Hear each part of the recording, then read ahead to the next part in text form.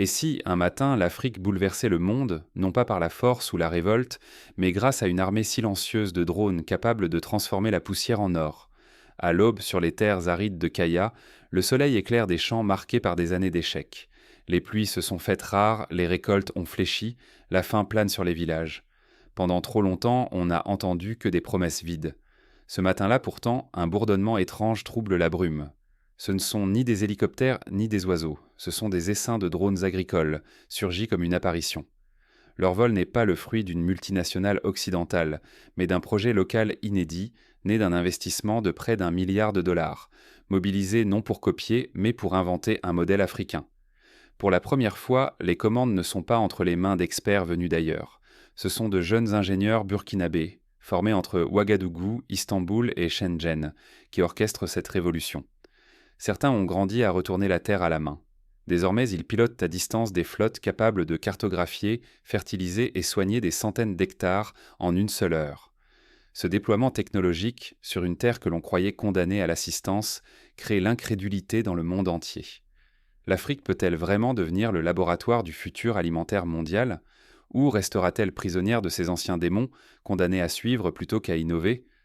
La question agite maintenant les marchés, les capitales et les rêves de toute une génération. Sur ce sol craquelé, l'enjeu est immense. Attendre encore, ou oser façonner l'avenir avec ses propres moyens, ses propres ambitions. Mais pour saisir la force de cette transformation, il faut revenir en arrière, au point d'origine, là où l'impossible a commencé à devenir réalité. Tout a commencé bien avant ce matin-là, dans l'ombre d'un premier atelier, avec peu de moyens mais une détermination farouche. C'est là que l'idée d'une renaissance agricole a germé, portée par quelques rêveurs tenaces. Pendant des décennies, le ciel du Burkina Faso était synonyme de menace. Trop peu de pluie, trop de vent, les récoltes s'effondraient et les rêves des paysans s'étiolaient d'un. Lever les yeux, c'était contempler l'incertitude, redouter la prochaine catastrophe. Les champs, épuisés et craquelés, trahissaient une agriculture figée, incapable de nourrir une population grandissante ou de résister aux chocs mondiaux. Chaque année, près de 40% des récoltes disparaissaient, avalées par la sécheresse, les parasites et la fatigue des sols. Dans certains villages, une génération entière n'avait jamais connu l'abondance d'une saison prospère. L'espoir semblait s'évaporer, emporté par le vent. Mais soudain, une question a jailli, bouleversant toutes les certitudes. Et si le ciel pouvait nourrir la nation? Ce n'était plus une métaphore, mais un serment à tenir, urgent et vital. Ainsi est né AgroSky, non pas un gadget pour impressionner, mais un plan de survie, pensé et construit au Burkina Faso, pour le Burkina Faso. Dès la première vague, des drones pulvérisateurs se sont élevés au-dessus des terres assoiffées. Leurs moteurs bourdonnaient comme une promesse concrète. Conçues et pilotées localement, ces machines distribuaient les nutriments et traitements avec une précision chirurgicale, remplaçant des journées d'effort par quelques minutes décisives. En parallèle, des unités de diagnostic multispectral survolaient les cultures, dévoilant l'état réel des sols, les carences invisibles, les zones vulnérables. Pour la première fois, l'intuition cédait la place à la certitude. La collecte de données agricoles atteignait un niveau jamais vu. Chaque parcelle, chaque nuance de couleur ou d'humidité devenait un indice exploitable. Les décisions, autrefois dictées par l'habitude ou le hasard, reposaient désormais sur des faits, offrant aux agriculteurs une maîtrise inédite. À cet instant, le risque était maximal. Rater cette transition, c'était condamner le pays à l'impuissance, soumis au marché et au climat. Mais en osant saisir le ciel, le Burkina Faso a ouvert un chemin vers la souveraineté alimentaire, offrant une alternative puissante au statu quo. Pourtant, derrière l'éclat de la réussite, de nouvelles tensions naissent. Cette révolution ne transforme pas seulement l'agriculture, elle force le monde à regarder le Burkina Faso autrement, à s'interroger, parfois à s'alarmer. Comment réagira-t-on face à la percée irrésistible d'une nation qui se redéfinit? Mais chaque révolution a ses ombres. Sous la surface, des intérêts extérieurs s'agitent, prêts à tout pour garder la main mise sur l'avenir agricole du continent. Quand un drone burkinabé fend le ciel au-dessus des champs, ce ne sont pas seulement des certitudes techniques européennes et américaines qui vacillent. Dans la lumière crue du Sahel, la surprise est double. Elle est technologique, bien sûr, mais aussi géopolitique, sociale, presque existentielle. En moins de 5 ans, le Burkina Faso bouleverse les règles de l'agriculture mondiale et force l'attention du globe. Sur place, l'effet domino est fulgurant. Les rendements agricoles bondissent, parfois de 30 à 40% selon les cultures. Les journées de labeur exténuant appartiennent au passé. La pénibilité s'effondre et les agriculteurs reçoivent désormais des données précieuses en temps réel, sur de simples téléphones. Ce qui n'était qu'un rêve devient la nouvelle réalité. Prenons l'exemple concret de la commune de Pibaoré. Là, avant l'arrivée des drones, une famille devait travailler plus de 6 heures par jour sous un soleil de plomb pour irriguer et surveiller les plantations. Aujourd'hui, grâce à la technologie, une seule personne peut coordonner l'arrosage de plusieurs hectares en moins d'une heure, tout en consultant les statistiques de croissance des cultures sur son téléphone. À Paris, à Bruxelles, à Washington, la nervosité monte. Dans les cercles agricoles occidentaux, l'incrédulité cède la place à la peur. Et si l'avantage technologique, jadis incontesté, basculait? Les rapports s'accumulent, certains exploitants africains deviennent plus productifs, plus résilients et surtout plus rapides à innover que leurs homologues du Nord. Des réunions de crise éclatent aux commissions européennes, à la Maison-Blanche, dans les ministères français. Les stratégies s'ajustent à la hâte, les lobbies agricoles exigent des restrictions sur l'exportation de certains composants ou logiciels. Craignant de perdre leur avance, les vieilles puissances réfléchissent à des mesures de rétorsion ou à de nouveaux accords, mais l'élan burkinabé leur file déjà entre les doigts. Pour mieux comprendre ce phénomène, souvenons-nous de la révolution verte en Inde dans les années 70. À l'époque, l'introduction massive de nouvelles semences et d'engrais avait bouleversé l'équilibre mondial des marchés céréaliers. L'Afrique aujourd'hui est à l'aube d'un bouleversement similaire, mais cette fois, c'est l'innovation numérique et la maîtrise des données qui changent la donne. Pendant ce temps, l'Afrique se soulève de fierté. Partout, des jeunes se forment au codage de drones. Des femmes créent au point des coopératives de location. La diaspora finance des laboratoires locaux. Le phénomène déborde le Burkina Faso. Il contamine le Nigeria, le Rwanda, le Sénégal. Ce n'est plus la résignation qui domine, mais l'envie d'être acteur, inventeur, pionnier.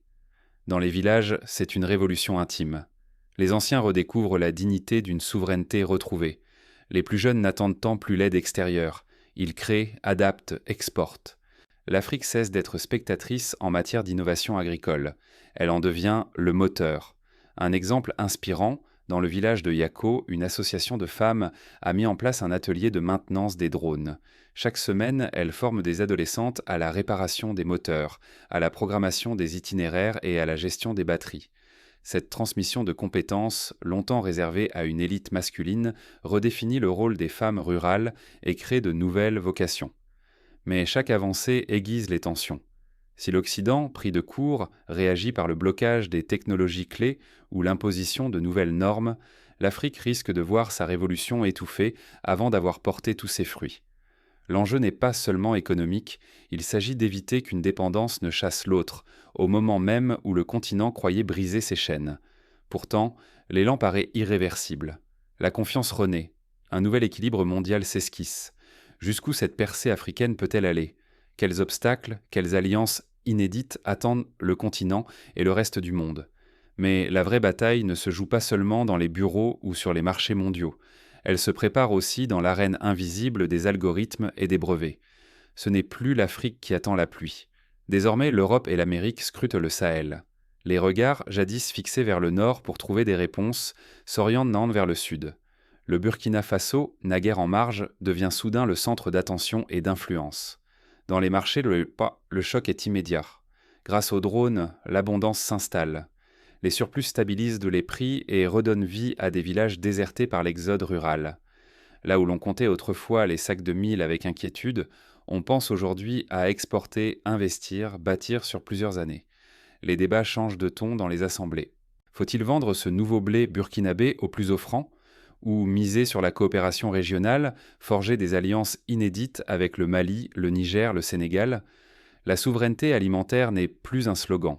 C'est un levier diplomatique. Les voisins observent, intrigués.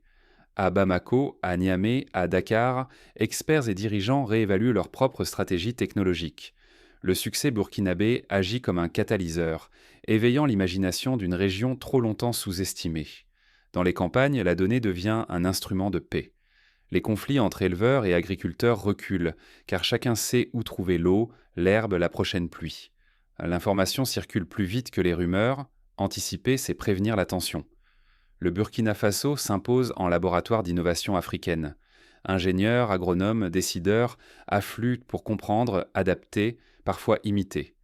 Ici, on ne copie aucun modèle, on invente une méthode locale, taillée pour le climat, la terre, la culture. Prenons le cas du village de Koudougou, où une coopérative de jeunes diplômés a développé une application de suivi des sols, permettant à chaque agriculteur d'anticiper les besoins en engrais, en eau et en semences. Ce système, né d'une initiative locale, a été rapidement adopté par des villages voisins, donnant naissance à un réseau régional d'innovation partagée. Mais cette avance attire la convoitise. Les géants de l'agro-industrie occidentale multiplièrent les offres. Les lobbies fouillent les failles. L'enjeu est limpide. Soit l'Afrique saisit cette fenêtre et affirme son autonomie, soit elle risque de voir ses gains capturés ou étouffés par des forces extérieures. Pour la première fois, la sécurité alimentaire mondiale se pose autrement. Qui nourrit qui? Les équilibres changent, les règles sont réécrites. Le Sahel n'est plus un terrain d'aide, mais un pôle d'influence. Mais tout le monde n'accepte pas ce bouleversement sans résistance. L'ancien ordre tente déjà de reprendre le contrôle, à coups de pression et de promesses. La dignité n'est jamais un hasard, c'est une stratégie patiemment construite. Mais elle exige de la vigilance et surtout une solidarité sans faille. Aujourd'hui, le Burkina Faso ne nourrit plus seulement ses propres terres, il force le monde à repenser la souveraineté agricole. Cette percée n'est pas un miracle, mais le résultat d'une volonté inflexible et d'adaptation taillée sur mesure aux réalités locales. Ici, la souveraineté agricole devient un levier de transformation économique, de cohésion sociale et replace l'Afrique au cœur des échanges mondiaux. Pourtant, la technologie n'est qu'un outil. Pour pérenniser ce modèle, il faut former des centaines de jeunes ingénieurs, mutualiser les savoirs entre régions, bâtir des écosystèmes capables d'entretenir et d'améliorer chaque innovation. Aucun village, aucune coopérative, aucune famille n'est trop modeste pour contribuer, à condition de partager ses savoirs et de veiller à n'exclure personne. Cette ascension fulgurante n'échappe à personne. Les risques sont immenses. Représailles économiques, pression politique, tentatives de déstabilisation, rien n'est acquis. Si l'Afrique ne protège pas ses avancées, d'autres sauront détourner ou saboter cette révolution. L'histoire regorge d'innovations africaines récupérées, même confisquées, par des puissances étrangères. À titre d'exemple, souvenons-nous du cas du fonio, cette céréale ancestrale redécouverte en Afrique de l'Ouest. Lorsque sa valeur nutritionnelle a été reconnue, des entreprises étrangères ont tenté de breveter certaines variétés et de contrôler la chaîne de distribution. Le risque est réel, sans protection juridique et coopération régionale, les innovations risquent d'être appropriées à l'étranger.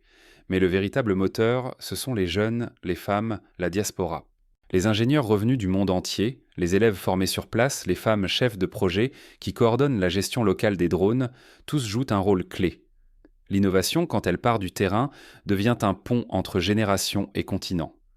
La diaspora, elle, amplifie le rayonnement de cette réussite, reliant Ouagadougou, le Cap, Montréal et Paris dans un même élan. Prenons le parcours d'Aïssata, ingénieur revenu de Montréal, qui a fondé un programme de mentorat reliant des jeunes du Burkina Faso à des experts de la Silicon Valley. En moins de 2 ans, ce programme a permis l'émergence de start-up locales spécialisées dans l'optimisation des itinéraires de drones et la création de nouvelles solutions d'irrigation. Pourtant, rien n'est encore gagné. Les acquis d'aujourd'hui sont fragiles. Ils doivent être consolidés, protégés, transmis. Il s'agit de transformer l'essai, d'ancrer cette révolution comme une nouvelle norme mondiale dont l'Afrique serait l'initiatrice. Cela demande lucidité, organisation collective et une détermination sans relâche à défendre l'autonomie sur tous les fronts. Car tout perdre, ce serait laisser l'innovation s'éteindre ou être récupérée. Mais si le Burkina Faso et l'Afrique protègent et renforcent ce qu'ils ont bâti, ils peuvent imposer un nouveau standard au monde, redéfinir la place du continent dans l'économie globale et offrir à la jeunesse un avenir façonné par sa propre main. Pour assurer la pérennité de ce modèle, plusieurs étapes concrètes s'imposent. Premièrement, instaurer des centres de formation spécialisés dans la robotique agricole dans chaque région. Ces centres permettraient à la fois de former des techniciens, d'accompagner la recherche appliquée et de favoriser la création d'emplois qualifiés sur place. Deuxièmement, mettre en réseau les coopératives villageoises pour partager les données, mutualiser les flottes de drones et renforcer la négociation collective avec les institutions publiques et privées. Troisièmement, instaurer un fonds souverain africain dédié à la propriété intellectuelle et à la protection des innovations, garantissant aux inventeurs locaux la maîtrise de leurs brevets et la capacité de négocier avec les multinationales. Quatrièmement, encourager la création de plateformes numériques ouvertes, où chaque agriculteur peut contribuer à l'amélioration des outils et des méthodes dans une logique d'innovation continue. Cinquièmement, renforcer les partenariats Sud-Sud, en s'inspirant du modèle de la FAO ou de la Banque africaine de développement, afin de financer de nouveaux projets pilotes à travers le continent. Reste à voir si cette énergie collective saura résister à l'épreuve du temps. Le prochain défi s'annonce déjà: maintenir la flamme malgré les vents contraires. Le ciel du Burkina Faso n'est plus la propriété de la fatalité, mais celle de l'audace. Qui sera le prochain à oser? Hier encore, tout semblait figé, impossible. Aujourd'hui, la volonté humaine, soutenue par une technologie conçue ici, façonne l'avenir. Le Burkina Faso n'a pas seulement repris son agriculture, il a démontré que l'innovation peut devenir une question de vie et non plus de simple survie. Dans les villages de l'Oudalan ou de la Comoé, les enfants lèvent les yeux au passage des drones. Ce ne sont plus des regards de résignation, mais l'espoir solide que l'avenir se construit désormais à domicile. Ce changement intime, cette confiance nouvelle, voilà peut-être la plus grande victoire de cette révolution. Croire de nouveau en ses propres mains, en son propre ciel. Mais rien n'est acquis. L'Afrique et même la planète entière se trouvent à la croisée des chemins. Renoncer à cet élan, c'est laisser la porte ouverte à ceux qui rêvent d'un continent affaibli, silencieux, privé de son destin. Saisir cette audace, au contraire, c'est prouver que la souveraineté n'est pas un simple mot, mais une construction patiente, quotidienne. Chaque spectateur devient acteur. Que faire de cette opportunité rare, de ce moment où l'Afrique ne suit plus, mais prend la tête? Les intérêts étrangers restent à l'affût, prêts à ralentir la marche, à imposer leurs propres règles. Pourtant, ce modèle burkinabé s'étend déjà. Au Nigeria, au Sénégal, en Éthiopie, d'autres ambitions s'éveillent. Le vrai danger serait de douter, d'attendre et de voir une page se refermer trop vite. Pourtant, la promesse existe. Faire durer cette souveraineté, la transmettre de village en village, de pays en pays, jusqu'à ce qu'elle devienne une évidence impossible à contester. Le Burkina Faso n'est plus l'exception. Il devient l'exemple. L'enjeu dépasse la simple question de nourrir. Il s'agit de prouver que l'Afrique, grâce à l'audace et à la créativité, peut transformer l'ordre établi. Chaque drone lancé, chaque hectare régénéré, chaque jeune formé écrit un chapitre nouveau, fait pour et par le continent. Le monde regarde. Le choix désormais appartient à chacun. Faire taire ou amplifier cet écho pour qu'entre Ouagadougou et Maputo, entre Dakar et Nairobi, le ciel ne soit plus une limite.